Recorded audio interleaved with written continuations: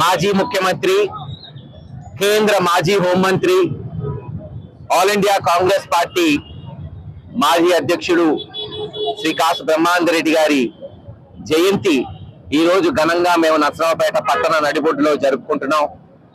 మహానుభావుడు, మహానాయకుడు కాసు బ్రహ్మానందరెడ్డి గారు. ఈ ప్రాంతం ఒకప్పుడు ఎంతో వెనుకబడిన ప్రాంతం.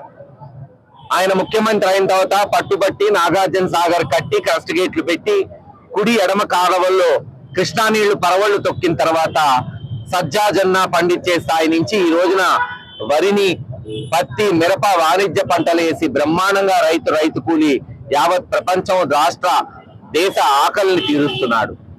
అంతేకాదు అనేక పథకాలు మొట్టమొదటిసారి ఆంధ్ర రాష్ట్రంలో దాదాపు 70 నుంచి 90 కులాలకు BC status, backward class status 1970లోనే మొట్టమొదటిసారి ఆంధ్ర రాష్ట్రంలో తెచ్చిన ఘనత బ్రహ్మానందరెడ్డి గారికి దక్కుతుంది.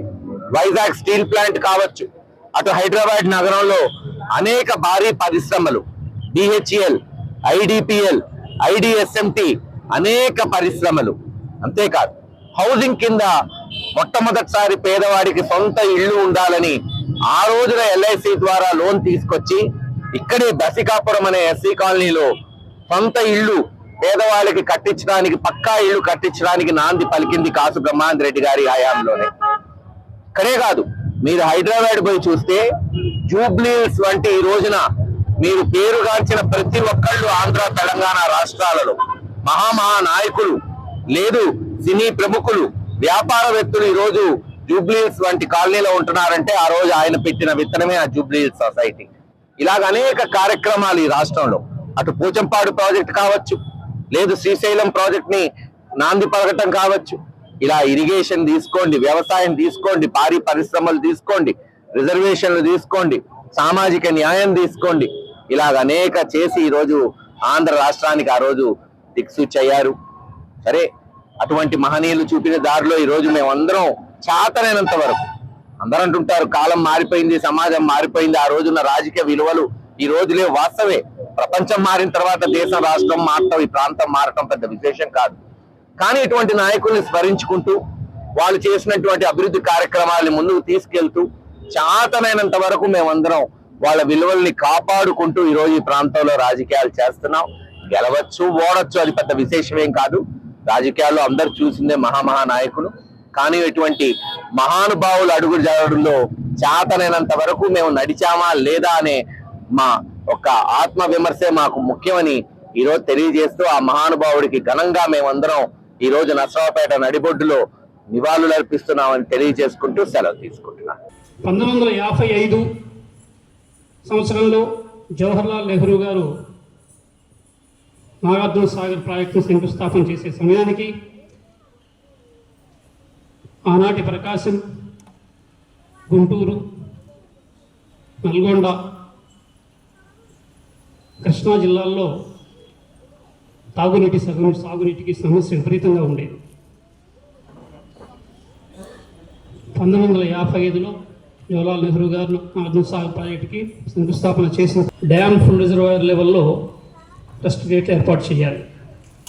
దానికి అప్పటికి జవహర్లాల్ నెహ్రూ గారు పరమపదించడం, మధ్యలో లాల్ బహదూర్ శాస్త్రి గారు ప్రధానమంత్రిగా ఉండటం, ఆ తర్వాత ఆ సమయానికి ట్రస్ట్ గేట్లు పెట్టే సమయానికి ఇందిరాగాంధీ గారు ప్రధానమంత్రిగా ఉన్నారు. ఈ ట్రస్ట్ గేట్లు పెట్టడానికి అప్పుడు ఇందిరాగాంధీ గారు ఖోస్లా కమిటీ అని ఒక కమిటీని వేశారు. ఆ కమిటీ నాగార్జున సాగర్ని, నందికొండని వచ్చి విజిట్ చేసి 465 అడుగుల ఎత్తులో ట్రస్ట్ గేట్లని పెట్టాల్సిందిగా రికమెండ్ చేశారు. అక్కడనే ఆ రోజున మన కాసు బ్రహ్మానందరెడ్డి గారు ముఖ్యమంత్రిగా ఉండటం, ఆయన దూరదృష్టి అక్కడే మనకి తెలిసి వస్తుంది. 464 అడుగుల ఎత్తులో కనుక ట్రస్ట్ గేట్లు పెట్టి ఉన్నట్లయితే రైట్ కెనాల్కి ఒక నిర్దిష్టమైనటువంటి వేగంతో, అంటే ఖచ్చితమైన ఫిజిక్స్ లెక్చర్స్ ఉన్నారు, that velocity, the water velocity తగ్గిపోతుంది. మేజర్గా నాగార్జున సాగర్ నుంచి మనకు వచ్చే ప్రతి నీటి బొట్టు కూడా ఇక్కడ మనం ఒక చిన్న మోటార్ పంపు కూడా ఉపయోగించకుండా పూర్తిగా గ్రావిటీ మీద మన చిట్ట చివరి భూములైనటువంటి చిలకలూరుపేట, సత్తెనపల్లి, దర్శి ప్రాంతాలకి నీరు వెళ్ళాలి. అంత దూరం వెళ్ళేదానికి కాలువలను డిజైన్ చేయించినటువంటి మహానుభావుడు కాసు బ్రహ్మాందరెడ్డి గారు. ఆ రోజు ఆయన విజన్ 464 అడుగులు ఎత్తులో కనుక క్రస్ట్ గేట్లో పెట్టుకున్నట్లయితే రైట్ కెనాల్కి సమృద్ధిగా నీరు వచ్చేది కాదు, ఇక్కడికి ఈ సుదూర ప్రాంతాలకు నీరు అందేది కాదు. ఆ కోస్లా కమిటీతోటి ఆ రోజున ప్రధానమంత్రిగా ఉన్నటువంటి ఐరన్ లేడీ ఇందిరాగాంధీ గారితో కూడా పోట్లాడి ఆమెను ఒప్పించి క్రస్ట్ గేట్లని 485 అడుగుల ఎత్తుకు తీసుకొచ్చి ఈరోజు మనం తింటున్నటువంటి వరి బువ్వకు కానీ మనం తాగుతున్నటువంటి మంచినీటికి కానీ కారణమైనటువంటి మహానుభావుడు కాసు బ్రహ్మాందరెడ్డి గారు. ఆయన దూరదృష్టి అంతగా ఉండేది, అంతగా ఆలోచించేవాడు, అంత గొప్ప నీతిజ్ఞత ఉన్నటువంటి వ్యక్తి.